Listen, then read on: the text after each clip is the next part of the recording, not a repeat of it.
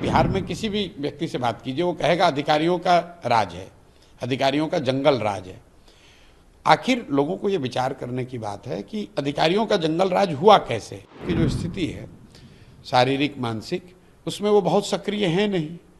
तो जो उनके इर्द गिर्द के सलाहकार हैं वही लोग चला रहे हैं कि वो लालू जी के लड़के हैं, इससे ज़्यादा उनकी कोई पहचान नहीं है।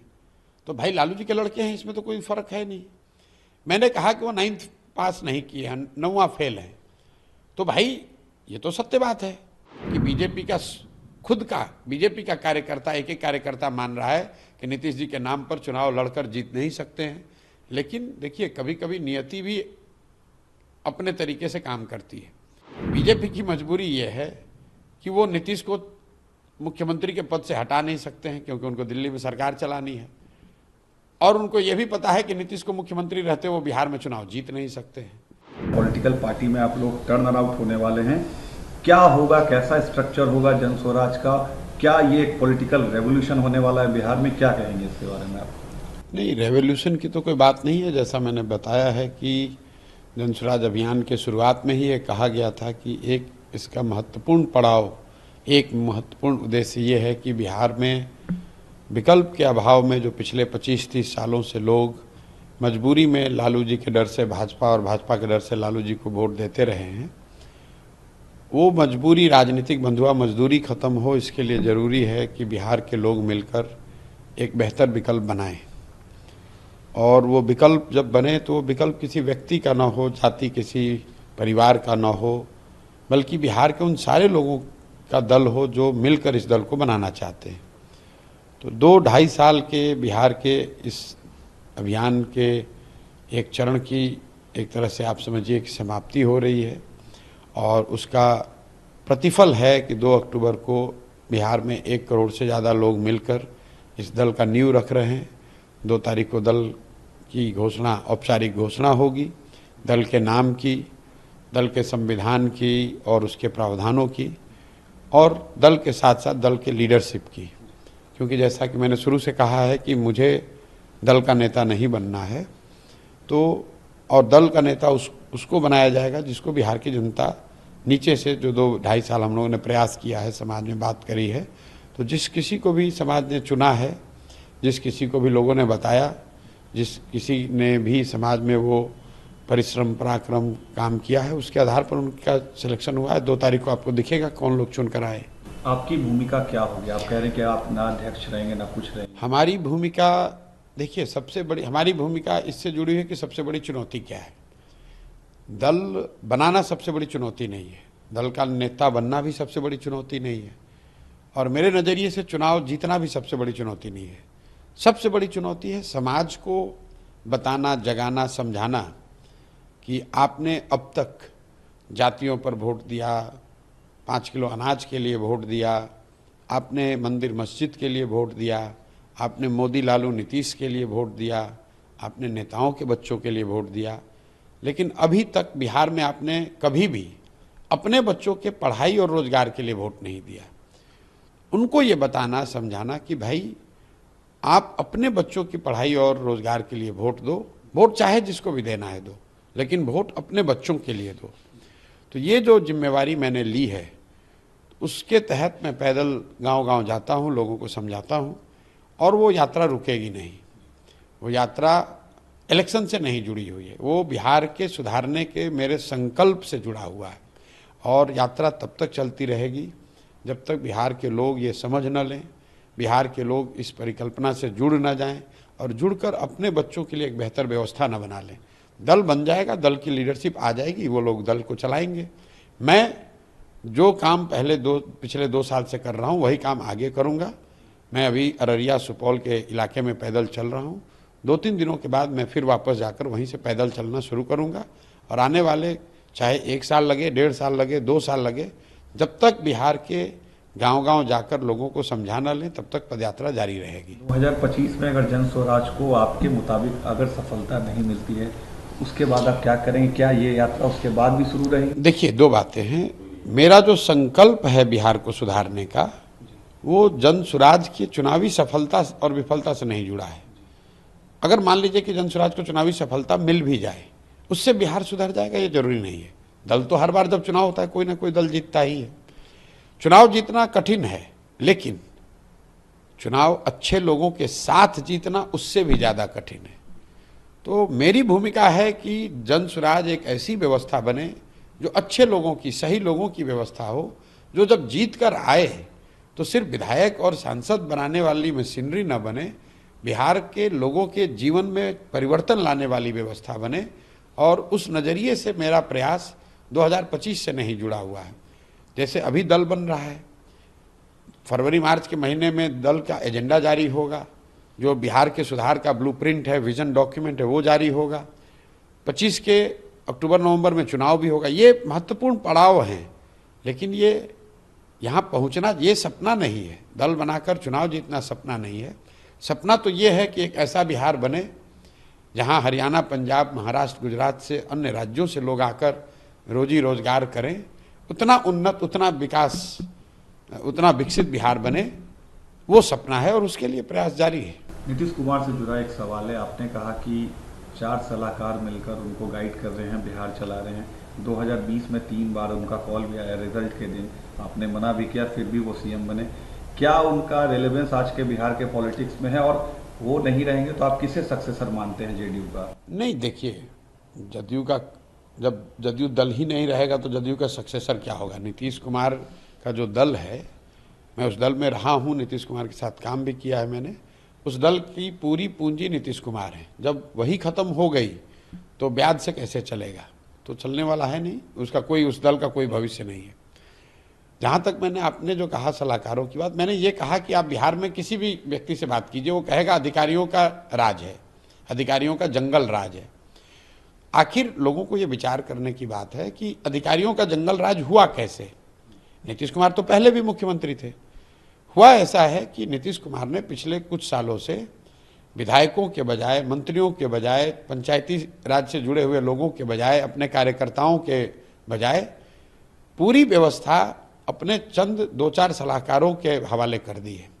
अब जैसे जैसे नीतीश कुमार की अपनी स्थिति जो लोग बता रहे हैं, मैं उनके व्यक्तिगत स्वास्थ्य की, अच्छी स्वास्थ्य की कामना करता हूं, लेकिन लोग जो बता रहे हैं उनकी जो स्थिति है शारीरिक, मानसिक, उसमें वो बहुत सक्रिय हैं नहीं। तो जो उनके इर्द गिर्द के सलाहकार हैं वही लोग चला रहे हैं। अब ये वो लोग हैं जिनका कोई, ये किसी के प्रति जवाबदेह नहीं है, क्योंकि ये सरकारी अफसर भी नहीं है, ये सेवानिवृत्त अफसर हैं।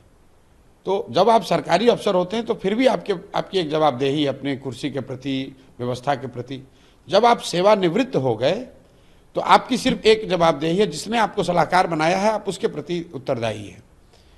आपने कोई राजनीतिक पद आपका है नहीं, जनता ने आपको मैंडेट दिया नहीं है, सरकारी नौकरी के वजह से जो आपको पावर मिलता है वो है नहीं। आप सरकारी नौकर थे, नेताजी ने आपको सलाहकार बना दिया, तो आप एक तरह से एक्स्ट्रा कॉन्स्टिट्यूशनल अथॉरिटी के तौर पर काम कर रहे हैं। और इसी वजह से इन्हीं 3-4, अब इनका कोई ना जनता से सरोकार है, ना इनको सरकारी व्यवस्था से कोई सरोकार है। ये स्वच्छंद व्यवस्था बना ली इन्होंने, इसीलिए पूरे बिहार में आपको अधिकारियों का बोलबाला दिख रहा है। जो अधिकारी चाहेगा वही होगा। नीतीश जी के बाद जेडीयू समाप्त। भाई हम थोड़ी ना कह रहे हैं, तो आप घर कर, अब देखिए, जो 3 चीजें अभी बिहार के समाज को आंदोलित किए हुए है, उद्वेलित किए हुए है। एक है शराबबंदी, दूसरा है जमीन का सर्वे, और तीसरा है स्मार्ट मीटर। कोई भी नेता, चुना हुआ नेता, इस बात का संज्ञान लेता, सही या गलत इस पर कुछ टीका टिप्पणी करता। नीतीश जी ने जमीन का सर्वे, इतना बड़ा विषय, कोई पब्लिकली कोई टीका टिप्पणी नहीं की। कौन इस पर निर्णय ले रहा है? उनके चंद सलाहकार। शराबबंदी के नाम पर पूरे बिहार के हर घर में होम डिलीवरी हो रही है, 20,000 करोड़ का नुकसान हो रहा है, शराब और बालू माफिया फल फूल रहे हैं। इस पर निर्णय, कोई चर्चा, कोई वक्तव्य नहीं। कौन चला रहा है, कौन निर्णय ले रहा है? नीतीश के सलाहकार। स्मार्ट मीटर को लेकर समाज इतना उद्वेलित है, जबरदस्ती आप लोगों को दबाकर, डराकर उनको स्मार्ट मीटर स्वीकार करने के लिए कह रहे हैं। स्मार्ट मीटर लगाना है लगाइए, लेकिन जनता की बात सुन तो लो भाई। स्मार्ट मीटर आप लगा रहे हैं, आप गांव में जाकर देखिए, हो ये रहा है कि अगर आपने स्मार्ट मीटर का रिचार्ज नहीं किया, आपका बिजली कट गया। 10 दिन के बाद अगर आपने पैसा जुटाकर मीटर को रिचार्ज करा लिया, लेकिन जो आपका फिक्स्ड कॉस्ट है वो लगना ही लगना है। तो 10 दिन के बाद जब आपने रिचार्ज कराया 1000 से, तो जो फिक्स्ड कॉस्ट है उसका 400-500 रुपये आपका कट गया, तो एक्चुअल रिचार्ज आपको 400 रुपये ही मिला। लोग नीचे परेशान हैं कि भाई एक तो पैसा नहीं उसके लिए, स्मार्ट बिजली कट गई। जब उसने पैसा जमा करके उसको रिचार्ज कराया तो आधा या आधा से ज़्यादा पैसा आपके फिक्स्ड कॉस्ट का की तरफ, मान लीजिए 15 दिन लग गया तो आधे महीने का फिक्स्ड कॉस्ट तो उसका ऐसे ही कट गया। तो इस तरह की जो बात है, एक तो निर्णय सही है गलत है एक बात है, दूसरा लोकतंत्र में जनप्रतिनिधियों का काम क्या है कि कम से कम जनता की बात आप सुनिए तो सही, और ये कोई सुनने वाला ही नहीं। आप मुझे बताइए नीतीश कुमार के पिछले 2 महीनों में कोई पब्लिक में कोई उन्होंने बयान दिया हो? 4 नेता 4 सलाहकार उनको घेर कर ले जाते हैं, कुछ चंद लोगों से वो बातचीत करते हैं और फिर वहाँ से वो कोई पब्लिक में बयान नहीं, कोई पत्रकारों से बातचीत नहीं, किसी से कोई सरोकार नहीं, इसीलिए ये दुर्दशा हो रही है। आप आरजेडी लालू यादव और तेजस्वी यादव पर सीधा अटैक करते हैं, तेजस्वी की क्रेडिबिलिटी पर भी सवाल खड़े करते हैं। आपको क्या लगता है कहीं ये आप पर नुकसान तो नहीं हो जाएगा जिस तरीके भाई मैं देखिए, आप जो कह रहे हैं उनकी किस क्रेडिबिलिटी को उन्होंने एस्टेब्लिश किया है जिसको मैं क्वेश्चन कर रहा हूँ। मैंने कहा कि वो लालू जी के लड़के हैं, इससे ज़्यादा उनकी कोई पहचान नहीं है, तो भाई लालू जी के लड़के हैं, इसमें तो कोई फ़र्क है नहीं। मैंने कहा कि वो 9th पास नहीं किए हैं, 9वां फेल है, तो भाई ये तो सत्य बात है। ऐसा तो है नहीं कि उन्होंने BA में किया है, PhD किया है और मैं गलत बोल रहा हूँ कि 9th फेल है। अगर वो उन्होंने 10वां पास किया है, BA में किया है, तो उसका सर्टिफिकेट जारी कर दें, हम लोग देख लेंगे, मान लेंगे, तब मुझे उसको होगा कि भाई प्रशांत किशोर इनके क्रेडिबिलिटी पर का नुकसान करना चाहते थे। मैं तो सत्य बोल रहा हूँ। कई लोग ये भी कहते हैं भाई बिना पढ़ा लिखा आदमी भी तो बहुत समझदार हो सकता है, समाज में उसका योगदान हो सकता है, बिल्कुल हो सकता है। लेकिन अगर मान लीजिए आप नहीं पढ़े लिखे तो समाज में आपका क्या योगदान है वो बता दीजिए। दूसरी बात देखिए, कई लोग ये समझते हैं कि मैं ये कह रहा हूँ कि वो 9th फेल हैं इसलिए काबिल नहीं, ये बात नहीं है। काबिलियत का पढ़ाई से कोई सीधा सरोकार नहीं है। पढ़ा लिखा व्यक्ति ज़्यादा बेहतर अपनी बात को रख सकता है, इन्फॉर्मेशन को प्रोसेस कर सकता है, लेकिन ये जरूरी नहीं है कि पढ़ा लिखा आदमी काबिल ही हो। ये बहुत हद तक संभव है, बिना पढ़ा लिखा आदमी भी काबिल हो सकता है। लेकिन मुख्यमंत्री के लड़के रहते हुए अगर आप स्वयं 9th भी पास नहीं करते हैं तो ये दिखाता है कि शिक्षा को लेकर आपकी खुद की सोच, क्षमता से ज़्यादा आपकी सोच क्या है। तो जो लोग बिहार को लीड करना चाहते हैं, बिहार की जनता ये तो समझना चाहिए उसको कि जिस व्यक्ति की अपनी सोच ये है कि मुझे पढ़ने की ज़रूरत नहीं है, वो बिहार के समाज की शिक्षा की व्यवस्था कैसे करेगा। आप परिस्थितिवश नहीं पढ़ पाए उससे कोई दिक्कत नहीं है। तमिलनाडु में बहुत बड़े लीडर थे कामराज, उनका कोई फॉर्मल एजुकेशन नहीं था, लेकिन समाज के लिए उन्होंने आज़ादी की लड़ाई में बहुत लंबी लड़ाई लड़ी थी। और जब वो मुख्यमंत्री बने तो बच्चों की पढ़ाई के लिए उनकी बहुत बड़ी सोच थी। यहाँ पर तो पढ़ाई का कोई महत्व ही नहीं है। मैं उस सोच को चुनौती दे रहा हूँ कि भाई आप ना खुद पढ़े ना पढ़ाई की महत्ता को समझ रहे हैं, तो पूरे बिहार को अनपढ़ और मजदूर बनाने का ही आपके पास तरीका है, और दूसरा आप करना क्या चाहते हो। कुछ सवाल आपसे नेशनल पॉलिटिक्स पर लेना चाहेंगे। आपको क्या लगता है मोदी तीसरे कार्यकाल में अपने कमजोर हुए हैं पहले की अपेक्षा, और उनके जो अलाइज हैं नीतीश और नायडू क्या लास्ट लॉन्ग करेंगे उनके तीसरे टर्म में? देखिए, मोदी तीसरे टर्म में कमजोर प्रधानमंत्री हैं ये तो आपको दिख ही रहा है, लेकिन हमने तो इलेक्शन से पहले ये बात कहा कि सीटों का नंबर कुछ भी हो, तीसरा टर्म जो मोदी का होगा वो उस तीसरे टर्म में वो कमजोर प्रधानमंत्री साबित होंगे, क्योंकि जमीन पर लोगों ने 10 साल 12 साल मोदी जी का कार्यक्रम देख लिया, उनका प्रयास देख लिया, उसका असर देख लिया। आप बिहार को देख लीजिए, बिहार की जनता ने 2014 में मोदी जी को 30 से ज़्यादा सीट भाजपा को दिया, 2019 में 39 सीट दी, इस बार भी 30 से ज़्यादा सीट ये लोग जीते हैं। लेकिन बिहार के लोगों की ज़िंदगी में क्या फ़र्क आया? क्या बिहार के बच्चों की स्थिति सुधर गई? क्या बिहार में नए उद्योग लग गए? क्या बिहार के बच्चों का पलायन रुक गया? और अगर ये नहीं हुआ तो निश्चित तौर पर आज जितने लोग मोदी जी के फैन थे, जितने लोग मोदी जी के समर्थक वोटर 2014-19 में थे, वो तो आज कमी होगी। और लोकतंत्र में लीडर की जो ताकत है, वो ताकत क्या है? जनता का सपोर्ट। तो अगर जनता का सपोर्ट कम हुआ है तो प्रधानमंत्री रहें या सांसद रहें या विधायक हों या मुखिया हों, उनका ताकत तो कम होगा ही होगा। दोनों अलाइज रहेंगे 5 साल पूरे? देखिए, एलाइज रहेंगे कि नहीं रहेंगे तो एलाइज को पता है, उनको पता है।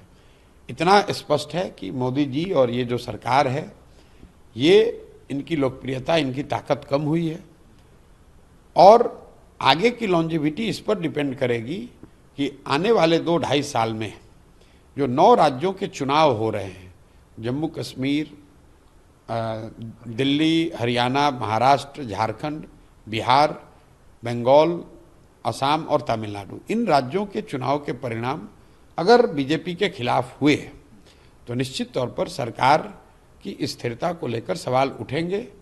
अगर इन राज्यों में बीजेपी ने अच्छा परफॉर्मेंस किया तो उनकी ताकत बनी रहेगी। तो आपको क्या लगता है इन राज्यों में बीजेपी का परफॉर्मेंस कैसा होगा? अब कैसा रहेगा ये तो उन राज्य वो तो उन राज्यों की स्थिति लोग बता सकते हैं। बिहार में मैं जानता हूं कि बीजेपी लैकलस्टर नेतृत्व है, उनका कोई ना चेहरा है, ना उनका कोई प्रयास है, ना उनकी कोई बात कर रहा है। उन लोगों ने अपना नेतृत्व नीतीश जी के हवाले करके छोड़ दिया है, जबकि बीजेपी का कार्यकर्ता, एक कार्यकर्ता मान रहा है कि नीतीश जी के नाम पर चुनाव लड़कर जीत नहीं सकते हैं।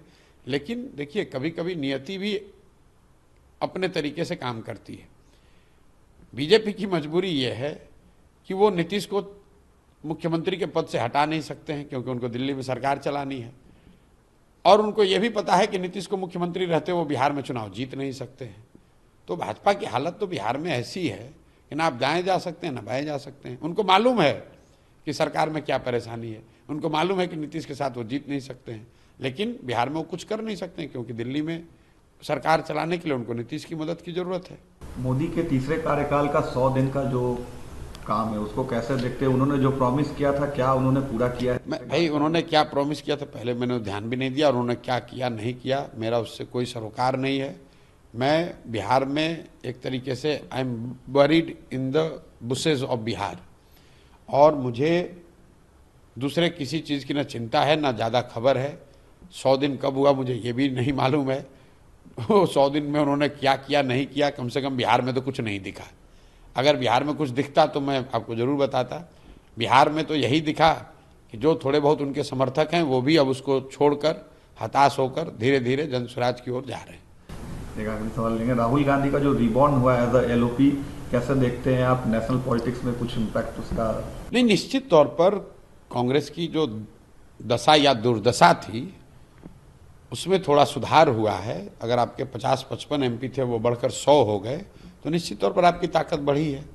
और जो पिछले 1.5-2 साल से राहुल गांधी ने अपने तरीके से जो प्रयास किया है उसका भी उनको फ़ायदा मिला है। और इसका फ़ायदा ये है कि कांग्रेस में उनका नेतृत्व अब पूरी तरीके से इस्टेब्लिश्ड है। जो कांग्रेस पार्टी है, उसके जो लीडर हैं, कार्यकर्ता, समर्थक हैं, उनको ऐसा लगता है, शायद वो विश्वास भी उनको, कि राहुल गांधी कांग्रेस को आगे लीड कर सकते हैं, कांग्रेस को वापस उसके ग्लोरी डेज में ला सकते हैं। उस बात को राहुल गांधी के अपने 2 साल के प्रयास ने सेटल कर दिया है। लेकिन राहुल गांधी कांग्रेस के लीडर इस्टेब्लिश हो गए हैं, देश के लीडर अभी नहीं हुए हैं, क्योंकि उन्हीं के पार्टी की, उनकी जो दादी थी इंदिरा जी की जब जीवन में सबसे बड़ी हार हुई 1977 में, तो मुझे लगता है कांग्रेस को उस समय 154 सीट कांग्रेस पार्टी को मिली थी। तो इंदिरा जी के जीवन की सबसे बड़ी हार में कांग्रेस को 154 सीट मिला था। और राहुल गांधी के जीवन की सबसे बड़ी जीत जो है, जिसको बताया जा रहा है सबसे बड़ी जीत, उसमें कांग्रेस को 99 सीट मिला है।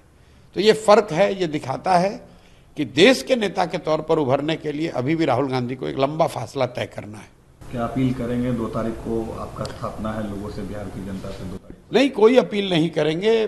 जो अपील पिछले 2-2.5 साल से करते रहे हैं कि आप एक बार अपने बच्चों के लिए जगिए, बिहार की व्यवस्था को सुधारने के लिए। ड्राइंग रूम में बैठकर, दुकान पर, चौक पर बैठकर चर्चा करने से नहीं होगा। अगर आप बिहार में व्यवस्था सुधारना चाहते हैं तो आगे बढ़िए, जुड़कर कंधा लगाइए। जब तक बिहार के लोग खुद से प्रयास नहीं करेंगे तो दूसरे लोग, कहीं केरल से, तमिलनाडु से लोग आकर बिहार नहीं सुधार सकते हैं।